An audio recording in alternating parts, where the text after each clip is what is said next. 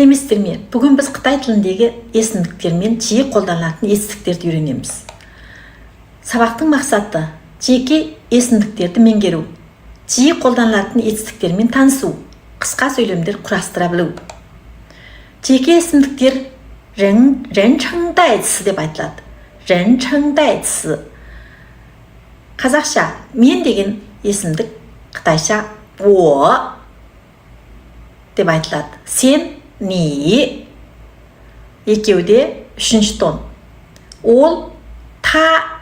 Бұнда ер мен әйелге қаратылған таның жазылуы бірдей емес. Ерлерге қаратылған тада адам радикалы бар. Әйелдерге қаратылған тада әйел деген радикал бар. Маған ілесіп оқыңыздар. О, ни, та. О, ни, та. Біз дегенді қытайша омын деп айтады. Сендер дегенді нимін, олар дегенді тамын деп айтады. Ал маған ілесіп оқыңыздар. Омын, нимін, тамын. Жиі қолданылатын етістіктер чаңйоң доңцы дейміз. Болуды ши дейміз.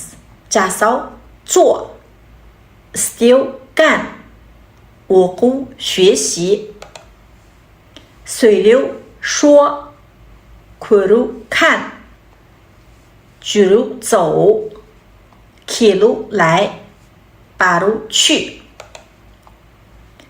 Енді жаңағы етістіктерді маған ілесіп оқып шығыңыздар. Ши,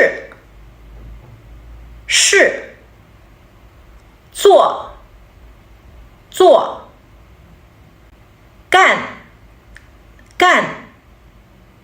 шуеши, шо, кан, зоу, лай, чү. Сөйлем құрап көрейік. Бұнда жалпы құрылым былай болады. Ең қарапайым диалог. Кім не істеді? Мен оқыдым демекші болсақ, мен оқимын демекші болсақ, кім ол? Мен. О, оқимын, шуеши. О, шуеши. Сен бар. Ни чү. Ол сөйлейді. Та шо. Маған ілесіп оқыңыздар. О, шуеши.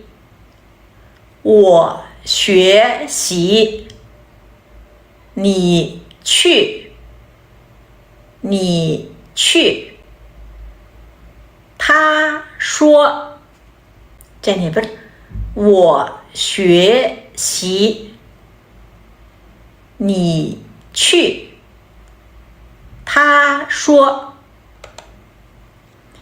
Диалог үлгісіне қарайық.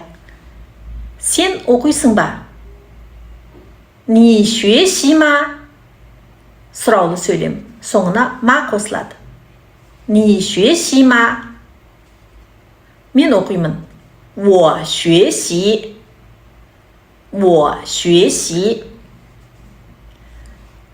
Ілесіп оқыңыздар.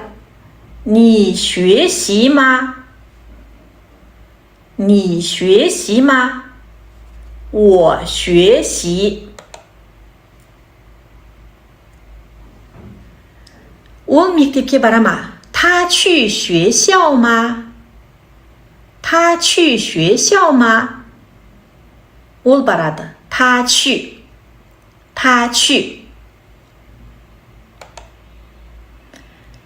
Ал қайталау және жаттығуларды көрейік.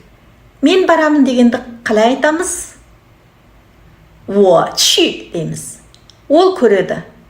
Қытайша та кан. Ол келеді дегендіші. Ол келеді. Талай. Сендер оқисыңдар. Нимін шуеши. Жақсы, онда бүгінгі сабақты ақырластырамыз.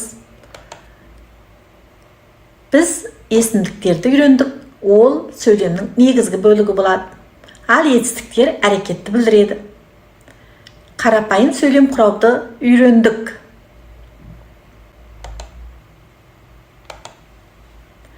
Аман сау болыңыздар.